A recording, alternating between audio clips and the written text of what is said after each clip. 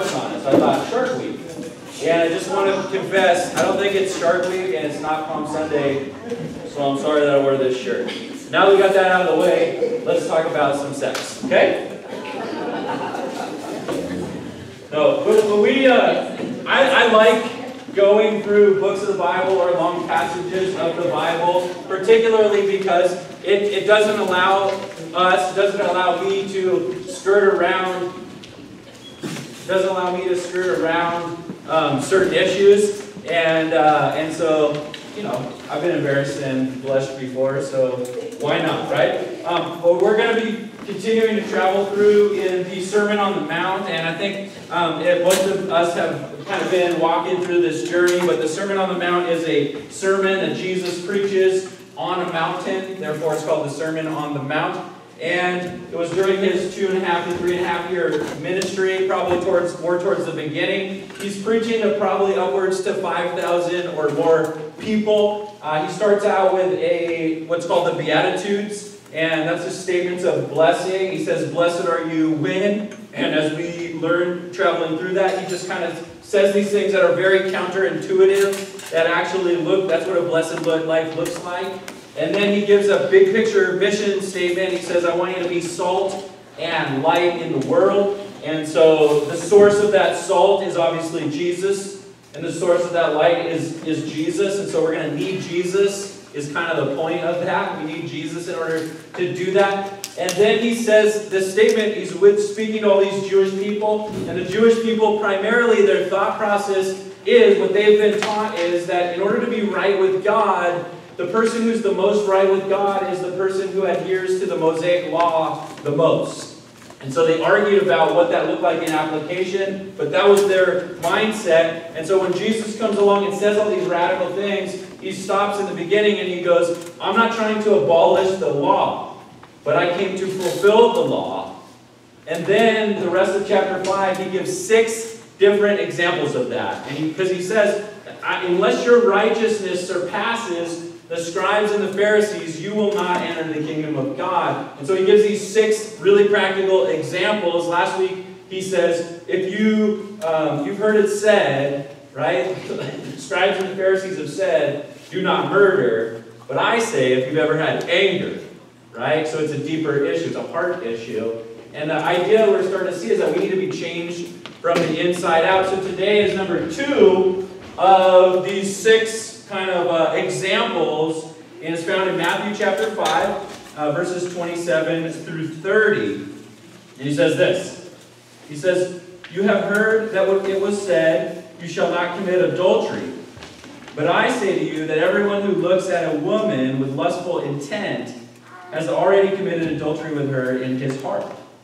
If your right eye causes you to sin, tear it out and throw it away, for it is better for you to lose one of your members than that your whole body be thrown into hell. And if your right hand causes you to sin, cut it off and throw it away, for it is better that you lose one of your members than that your whole body go to hell. Right? So there's this awkward moment. Like Jesus said, did you really go there? Yes, I really went there. And so as we're going to unpack this, let's just start from the beginning. I think the first thing that is implied in this whole idea is that God has ideas about what sex is supposed to look like. And I would say this, if we're ever tempted to think that God has a low view of sex, or God believes that sex is somehow a bad thing or a dirty thing, that's just not true. The reality is, and this is the first thing in your notes, that sex was God's idea. Sex is God's idea. Okay? When God created Adam and Eve, he told them very clearly, he said, I want you guys to be fruitful and to multiply, and the two became one flesh. And if you don't understand what all that means, and then he said Adam knew his wife, all of these things are saying that God didn't just give them permission to have sexual intercourse, he commanded it. And he said it was good. And so, sex is God's idea. In that, we also know that he created specific parameters for sex. It's God's idea, he created it, and he created it with parameters.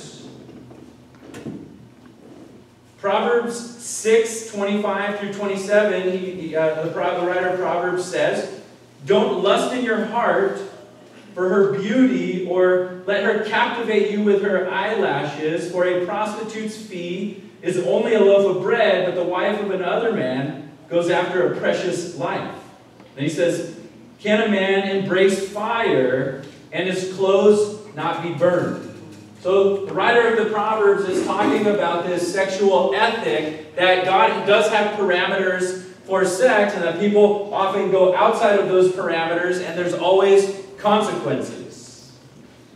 So the parameters for sex we see here is you could get burned. It's been said, this is a quote, I don't know who quoted it, but I think it's a fair quote, that the fire of sex is meant for the fireplace of marriage.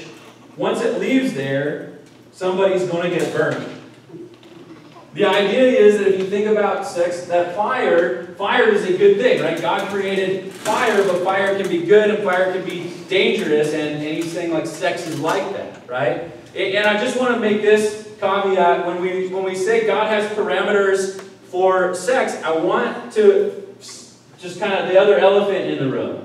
I am intentionally not going to talk about homosexuality today. I'm intentionally not going to do that. Not because I don't think it's an important topic, not because I think it's taboo. I think it's a really important topic, and I think that what we're going to talk about today is a really important topic, and I don't think that you can have the same conversation with as much depth and that it needs to have. And so I would just say this. If you wonder, like, what is my view of that issue, read the book Messy Grace. There's a book out called Messy Grace that I think really captures that topic very well, better than I could say it. And it comes from a guy who's a pastor, an evangelical conservative pastor, and he grew up in a family where his parents got divorced. His dad was in the closet homosexual, and his mom was an open homosexual, lived with another woman and took him to parties and parades. And so he had all of that experience, and he tries to understand what does it look like to have grace and truth with that issue, and he does it really well. And at the end, he describes what he calls a messy church. And if you wonder what I feel about that, I want to be a messy church, like he describes. If you want to understand what that looks like, read that book. But what we're going to kind of just keep it at right now is where Jesus brings it up, is marriage. He says, you've heard it said that adultery, which I think would encompass any type of, in his ethic, any type of sex outside of marriage. And most specifically, when there's unfaithfulness in a marriage. Whether it's a single person that sleeps with somebody's husband or wife, that's adultery. Or whether somebody who's married goes outside of their marriage, that's adultery. And he's saying, obviously, in their culture, and I think for most of us we would agree, obviously, that's easy to draw the line there, right? And that's what the Pharisees and the scribes have done. They've drawn the line, like you've heard it said, that you shouldn't commit adultery. But then he says, no, the line shouldn't be drawn there. If you've ever looked lustfully with intent, then you've already committed adultery. That's a deep saying, right? But he's saying, he's wrapping that where are the parameters that God created? Now, God created sex. He created specific parameters, and he created it with purpose. God created sex with purpose. The most obvious purpose for sex is procreation, right? We all know, well, most of us know the story. If you don't know the story, I'll be the first one to tell you. So there's birds, and there's bees, and then sometimes when it all works out, 9 months later, a stork shows up at your house, and I think by 2020, I think Amazon Prime is going to take over that whole business, right? And so we understand there's this idea of procreation, but I don't think that we give enough credit to the fact that beyond that, God created it with more purpose than just that. He created it for pleasure. I mean, the fact is, as embarrassed as I'm about to get, that in the medical field, they'll tell you that there are parts of the female body and parts of the male body that really have no found purpose other than sexual pleasure. And God designed it that way, on purpose. And that was part of his purpose. If you don't think that that's true, and you think that read the book of Song of Songs, the book of Song of Solomon. In that book, I mean, he's talking about his wife's gazelles, and he's talking about the lily of her field, and he gets deep. Matter of fact, there's a video series we've done called The Art of Marriage, and they go out, they take college students, and they go out and they read sections, like on a college campus, they read sections of Song of Solomon, they don't tell them where it is, and they say, what book do you think this is from? And people are like, well, that's obviously from the Kama Sutra, right? And nobody goes, that's from the Bible. Right? Some of you guys are going to start a new Bible reading plan. Go for it. Song of Songs. Matter of fact, rabbis wouldn't allow anybody under 13 to read Song of Songs. You have to be 13 years old to read this book in the Old Testament back in the day, and there's probably some wisdom, although it's very poetic, and probably anybody under the age of that would be like I am. I don't understand most of it, right? But here's the other thing. He created it with specific parameters, he created it with purpose, and he created it to glue two people together. He created it to glue two people together. What do I mean by that? If you turn in your Bible, or if you look up on the screen to 1 Corinthians chapter 6, verse 16, Paul gives commentary about the idea of becoming one flesh, and he says this. He goes, don't you know that anyone joined to a prostitute is one body with her? For Scripture says the two will become one flesh. What Paul is saying, he's giving commentary to what God says in Genesis, that the two become one flesh, and he's saying they get joined together. The Greek word here would literally be like they get joined together like if you glued two pieces of paper together. When you have sex, you get glued together. That's the way God created it. And so Paul is saying, don't glue yourself together with a prostitute and think that when you guys come apart, there won't be consequences. Right? Here's the idea. Every time, and we used to do this in our youth ministry when we had the talk, right? I would do this. I would take a blue piece of paper and a pink piece of paper, and I would put glue on it, fast-drying glue, and I would put it together at the beginning of my talk. 30 minutes later, I would offer a prize to anybody who could come and separate those two pieces of paper and have them look exactly like they did before. What happens if you rip two blue pieces of paper together? It never comes off clean.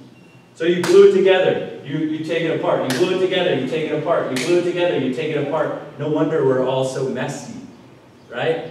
No wonder we feel so jagged. No wonder we feel torn. And so Paul is giving us this very real warning that in this parameter, there's a reason why God says sex is for marriage.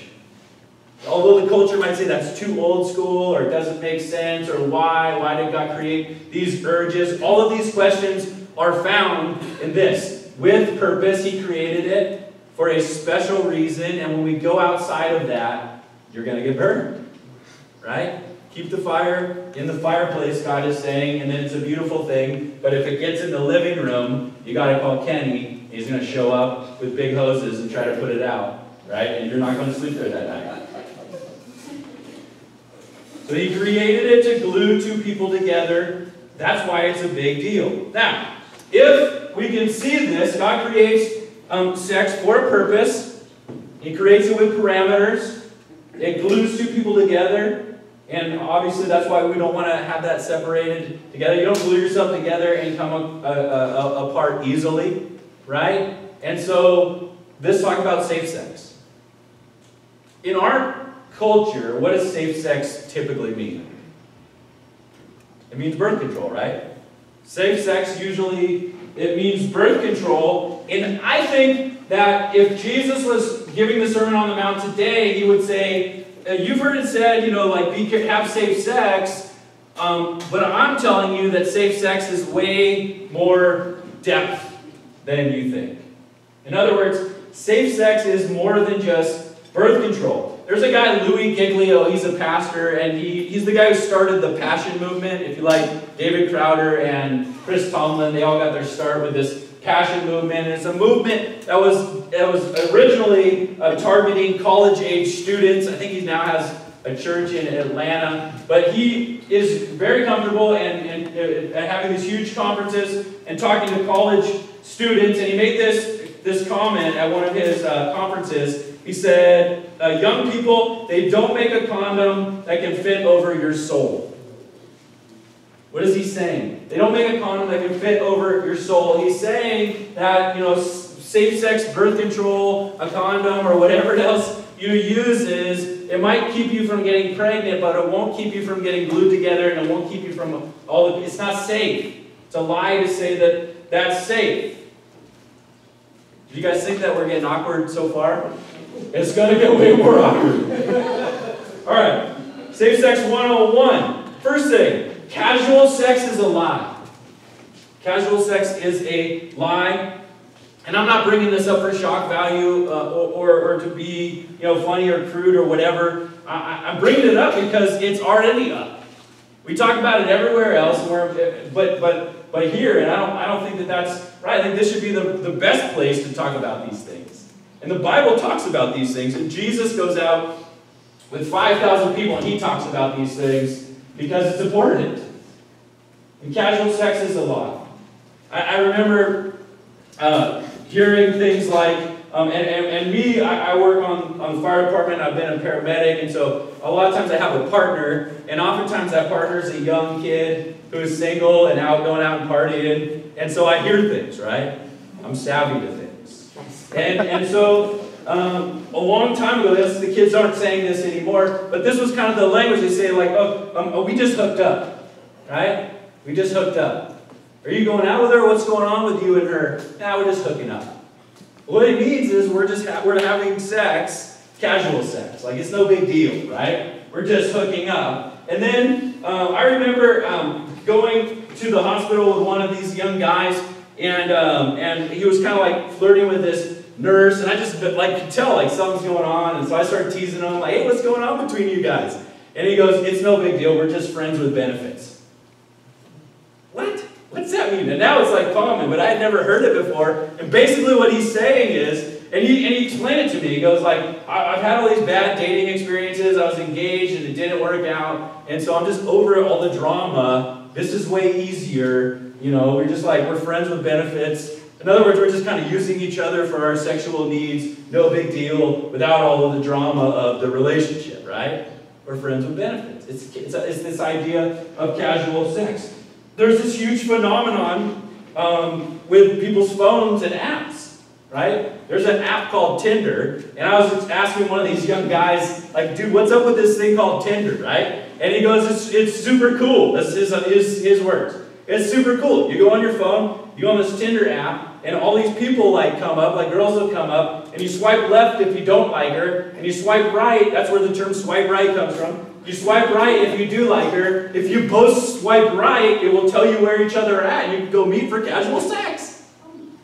It's a whole app. And if I was to say, everybody pull up your phone, I bet you we'd find one with an app, Tinder app in it, in this room. Now, I don't know who it is. I'm not calling you out. I'm just saying that it's a big deal.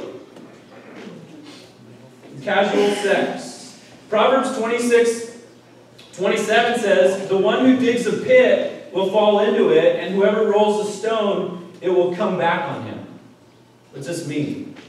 It means that there's always consequences when we step outside of God's parameters. You dig a hole, you'll fall in it. Right? You push a big stone up a hill, and then you stand there, and guess what? You're going to get run over, right? It's just obvious common sense, but we don't see it as common sense with all issues, especially this sexual ethic. Now, 3 views that I've heard beyond just this idea of casual sex that I think that it's important to talk about. And if you feel like I don't need to really have this talk, I'm not right there, yeah, but we're a disciple-making church. And you will hopefully disciple people who need to talk through this. So listen, because this is real. This is where our culture's at. That's what I'm saying. You might not be where you're at, but this isn't all about you, right? It's all about making disciples. So that's why this is important to talk through together. Everyone is doing it, so it must be okay. Right? here's the idea. First of all, not everyone is doing it. And the idea here is that if you're not doing it, if you're not having sex, that you're weird. And if you don't think that's true, one of the big phenomenon movies, it's kind of old school now, was this movie called 40-Year-Old Virgin, right? And the whole idea was, what a shock, he's 40 and he's a virgin. Who does that, right? Nobody, right? And so his coworkers try to basically go out and have him lose his virginity. The whole movie is based on that. And then thankfully, at least at the end, we realize, like, he realizes, no, he doesn't need that, and he finds someone that he loves, they get married. And so there actually was kind of a cool ending, although it is far from a Christian movie, and I'm not condoning that. Right? This 40-year-old virgin gives this cultural idea that I think is kind of just become expected, that it's weird not to. Right? It's weird not to. And I don't think that that's true. And I think that we should say that out loud. You're not weird for wanting to do what God calls you to do. Having sex is normal. That's the other idea of this casual sex. It's just normal. Some people would view it all the way like, hey, we're just animals. And with these urges, and that's just normal, right? That's the way God created us. Why did God create us with these urges if He didn't want us to use them? No, because we already talked about it. He had a purpose. He wanted the fireplace, right? And sin has come in, it's messed everything up, I get it. And it's messed up beyond where I even understand, right? But it's not normal. If sex isn't normal, what is it? God created it to be special. It's not normal. It's special. And He has a really big view of it. It's not that the church has a very small view of it, it has a bigger view of it. And the world has lost its specialness and tried to make it just normal. What about this one? I have to get my sexual desires out of my system before I settle down with one person.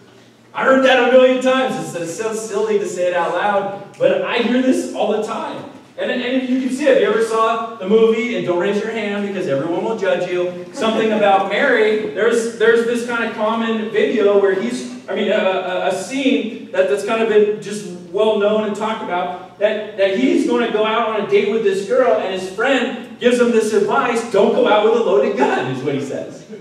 And so basically he's saying, go in and relieve yourself so that you don't go out with all that pressure, because you got to get rid of that, right? And so we all feel like that. We have these urges, or I just had this conversation this week with a dear friend of mine who claims to love Jesus, and I believe he does love Jesus, but he just gets lost easily. We all know people like that. They get caught up. And he's very genuine, and he called me and he said, are you sitting down? Right? That's never good. And he goes, hey, listen, I kind of came up with this stupid plan that I was going to just get all of my foolishness out of my system for the next 3 years, and then I was going to commit to Jesus, and I'm calling you because I want to be like you. That's what he said. I'm like, wow, there's a lot in that, right? And he goes, so I have this girlfriend, and we've been together, and we're very serious, but things weren't working out, and so I met this other girl. Things happened. I broke it off for her and was going to try to make things right. She just called me and told me that she's pregnant, right? But his whole philosophy, his old thinking was, I know that I'm not a very good person and I'm not going to be able to be faithful. If I can get all of this out of my system first, then I'll be ready. I'm preparing myself for marriage, he was thinking. That is so foolish, right?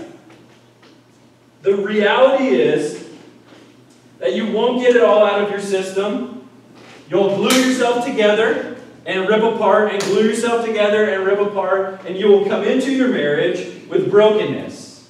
It's not preparing you for marriage, right? You won't get it all out of your system. And from a biological standpoint, when you have an orgasm, your body, and I know, I told you it's going to get more awkward. When you have an orgasm, your body, male and female, both release certain hormones, and it's like a drug. It's why when you have an orgasm, all of that feels like, like almost like you just took heroin, right? Because it's a hormone response that your body does, and you can get addicted to it. And once your body starts producing that hormone, it starts needing it more. In other words, if you think the best way to stop the urges is to feed them. What happens when you feed a baby? It gets bigger. The urges get bigger. It doesn't even make sense biologically. It's totally counter to the truth. Not just biblically, but biologically, the more you have sex, the more you will crave it. It's reality. That's how your body is designed. And it was supposed to be in the context of marriage where it would be safe, but we've gotten way beyond the fireplace in our culture. Right? So, I have to get my sexual desires out of my system before I settle down with one person. It's just a lie. Casual sex is a lie. It will always have consequences. None of that wisdom is wisdom. Letter B, you're weaker than you think. You want to understand same-sex? You're weaker than you think. Or you might look at it from the other side. Your hormones are stronger than you think. Your hormones are stronger than you think. Many good men have fallen because they thought they were stronger than they were. Paul makes a lot of comments about this. He says, I put no confidence in my flesh. What is he saying? I'm not stronger than I think. I know I'm weak. I don't put myself in positions where I have to be strong because I know I'm not. Right? I don't have my girlfriend come over on Friday night when we're trying to struggle with this stuff and go, let's just watch a movie, but we'll just hold hands. Yeah. It doesn't work. Right? Because we're weaker than we think. He says, he goes, I don't think more highly of myself than I ought to. He says, the things that I want to do, I don't do. I can relate to that. It's hard to do what you know is right. And so here's the thing, is that you're weaker than you think. And here's 3 most common lies revolving around this. You can fool around without going too far. You can fool around without going too far. Now here's the thing about how God created sex, if you didn't know. God created sex a lot like we create fireworks. And here's what I mean. How many of you guys would feel comfortable if I put one of those fans that goes like this? Imagine it. It's going to point at everybody. Except I turned the fan part off and it kept going. And then I took a really big firework, a bottle rocket, and it was going like this. And then I said, here's my plan, guys. I'm going to light the fuse. But don't worry. When it gets almost to the end, I'm going to put it out. Any of you guys feel comfortable with that logic? But that's what we do when we think of this. Like, people will ask, okay, where's the line? Like, what base is God, like, frowning upon, right? We had a president of the United States who said, I did not have sex with that woman, and then later said, oh, yeah, well, just oral sex, right? The line gets blurred all the time. Where's the line?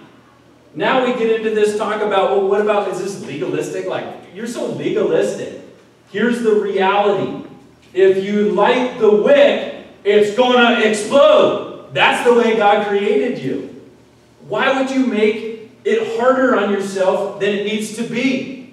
Well, we're just going to light the wick and, on the couch, and we're going to get to this far, and then we're going to have the strength to stop ourselves.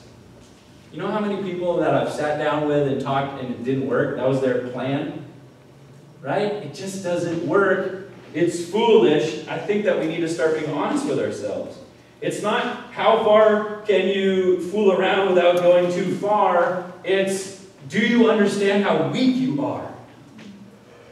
And how weak He is? And do you respect that? God created this powerful thing that's going to be this wonderful fireworks show, or when it goes off in your living room, it can be actually a problem, right?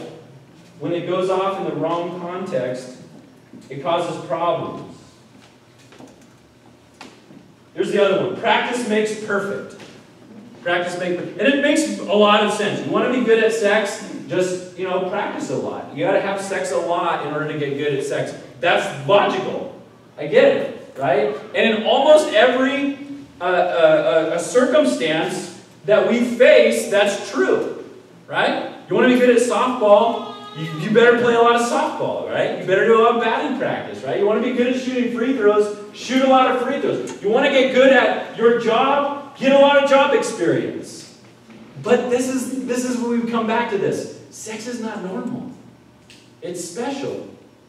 It has special parameters, it has special rules, and it breaks that rule. That there's more to sex than just the physical act. And when we glue ourselves together and rip ourselves apart and glue ourselves together and rip ourselves apart, it doesn't make us better partners. It makes us messy. And now you have two messy people who are trying to come together. It doesn't make it better. Or as we used to say with our youth ministry, we used to say, imagine you're a Post-it note. Right? You're a Post-it note. What's a Post-it note supposed to do? It's supposed to give a message and it's supposed to stick and then be able to get pulled off. Imagine you took that Post-it note and you started sticking it everywhere, right? You stick it here, and then you stick it on some dirty, you stick it in some dirty place. That's not going to make it more sticky. It's actually going to make it worse at being a Post-it note. It doesn't make it better. That's how God feels about this incredibly important piece of His creation. Practice doesn't make it perfect. And then it's just not a big deal, it's just sex. Here's the idea. The world doesn't value sex more than God does. It values it way less. It puts a way smaller value on it than God does. God has this huge, wonderful, beautiful value. He created it, and guess what? He has ideas about it, and He's not a killjoy. He's for joy. So we draw the line at love and honesty. If you're trying to figure out where you draw the line, and by the way, to get back to the Sermon on the Mount, that's the whole point of the Sermon on the Mount in this section, is that the Pharisees draw the line here, and they feel like, as long as I don't commit adultery, then I'm good.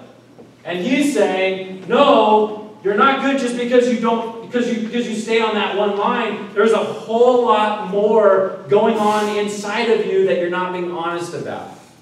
And so He says, if you've ever looked lustfully with intent, that doesn't mean if you've ever been attracted to somebody. That's not a sin. It's looking lustfully with intent is where the line draws. And if we're all honest with ourselves, you can all find a time in your life or more, or just this morning, where you've crossed the line. And He's not saying if you cross the line you're going to hell. He's using hyperbole. He's saying, get this in your head, it's a deeper issue, and you desperately need me to clean you from the inside out. You cannot fix this on your own. This is why you need me. You want to be light and salt, you're going to need me because you're not strong enough on your own. You can't fix yourself. And look at it, there's anger, and then there's lust, and He'll just keep going, right? And at one point, we're going to go like, when do we just admit, like, I'm such a mess and I desperately need Jesus? That's kind of the point. You guys feeling good about this so far? All right, let's keep going then. Where does the world draw the line? The world draws a line with it's consensual. If it's consensual, then that's a line. Okay, it's consensual. That's the idea of Tinder, right? Yeah, we're using each other, but it's consensual, right? Not selfish, it's consensual. Or monogamous, right? If it's just with one person, then that's fine. But that doesn't draw the line if it's outside of God's parameters. So where should we draw the line? And I'm just saying love and honesty is probably the best starting point. In other words, if you love God, then obey Him. If you love God, He's basically telling you in the Scriptures that He created this, it's not bad, and that He has parameters, and that if you stay within His parameters, He's going to bless that, and it's going to be beautiful. If you go outside of that, it's not that He doesn't want you to have joy in the moment. He wants you to have a deeper, longer, bigger, and lasting joy. And so the idea is don't have temporary gratification that has lifetime consequences. If you're married, you got to realize in 2 minutes you could ruin the rest of your life and beyond, because it will affect your kids, It'll affect their kids. It'll affect their kids. It'll affect their, for 2 minutes. 2 minutes.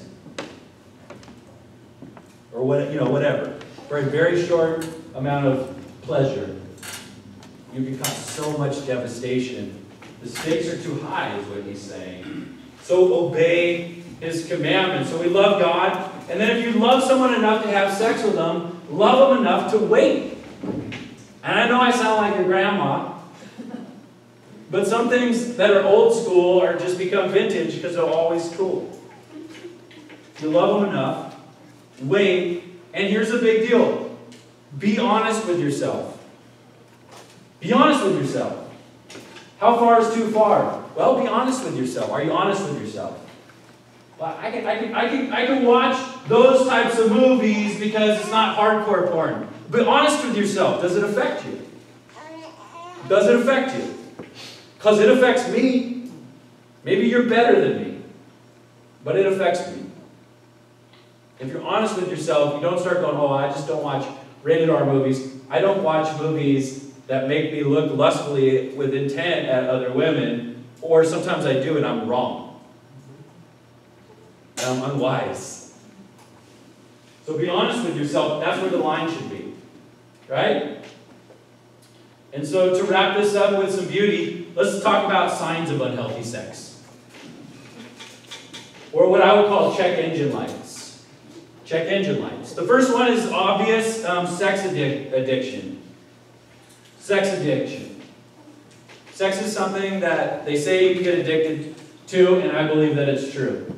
And that could go all the way from pornography. People get addicted to pornography. Why do guys get addicted to pornography? At least 2 reasons. Number one, guys get addicted to pornography because pornography will never reject you. And most guys, if they're honest, they're afraid of rejection. Even husbands get afraid of their wife because we get sick of, trying to put our best moves on and then getting rejected, trying to put our best moves on and getting rejected. It feels horrible. Pornography will never do that to you. And that's one of the allures. The other one is that it literally gives a release or a hormone that is very similar to some antidepressants. People do it to manage their depression. People use it to manage their stress. They use it as a coping mechanism. That's deep, right? It's an addiction. It should be treated like an addiction. If you have a sex addiction, then don't try to fix it yourself. And I can just tell you this right now. If you came up to me and you told me I'm a female and I'm addicted to pornography, I would believe you, and you would not be the first person at this church who had that conversation with me. We think that's a male thing. I was talking to one of my psychology friends who's a counselor, and I said, is this an issue really with women? He said, you know where it starts? It starts here. A woman decides, I'm going to read Twilight after work today, put a nice glass of wine, and kind of get stirred up, and then I'm going to masturbate. Twilight, and he says it's chick porn. Right? I'm not saying everybody who reads Twilight is addicted to pornography. I'm just saying that this is a real issue, which I'm not saying I understand. I'm not a woman, but it's a broader spectrum than just I look at hardcore porn on a regular basis, which also is a problem. Right?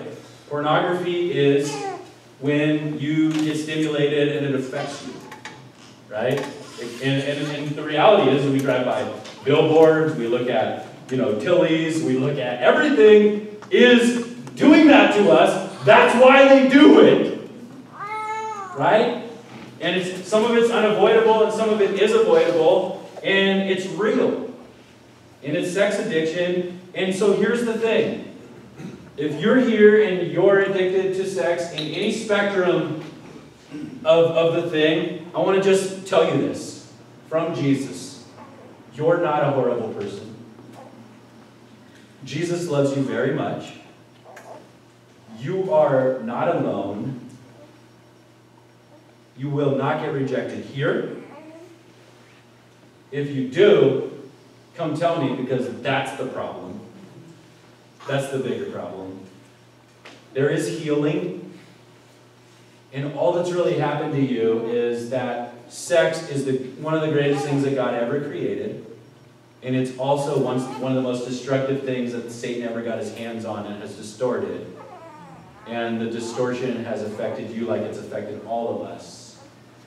And let's just start there. You're not a horrible person. It's not the biggest deal.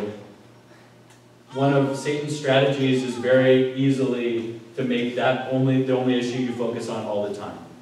I know guys that spend all of their energy trying to stop being addicted to pornography, and it's like it's become an idol. Stopping has become an idol. Don't try to do it yourself. You're not alone. You're not horrible. There is healing. There is redemption. But it's a real deal. This is a really hard one to bring up, but I love you enough to bring it up. Another sign of unhealthy sex is a sexless marriage. A sexless marriage. It's a really big deal. In 1 Corinthians chapter 7, verses 3 and 4, Paul says, a husband should fulfill his marital duty to his wife. That's interesting that he starts that way, right? Husbands, fulfill your marital duty to your wife, right? And also wives, fulfill your marital duty to your husband. He says, a wife does not have the right over his own body, but her husband does. In the same way, a husband does not have the right over his own body, but his wife does. And I would just start like this. There is a percentage of people who cannot physically have sex. There is a percentage of people, they get married and they cannot, for many reasons, have sex. I just want to say this is not for you. That's not what I would define as a sexless marriage. A sexless marriage is a marriage where for some reason you no longer have sex. And guess what? It's a check engine light. And guess what? The answer is not simple. Just have more sex. The answer is, there's a reason. It's a check engine light, and it's a good time. It's a huge indicator that it's time to get help. There is help for you. You're not alone. Most marriages go through at least a season with that. It's very normal, and there is help for you, but it is a check engine light. And I think that that's what Paul is saying. He's saying like, hey, God created sex for marriage, and I want you guys, if you're married, to have sex. And if you're not, there's probably a reason, and we should probably figure out what that is and help and get involved with that, right? And so that's one unhealthy. And here's the last one, and I think it's a caveat. It's feeling broken. We'll have the worship team come back up. Feeling broken. An unhealthy sign that sex has gone outside of the parameters is we feel broken.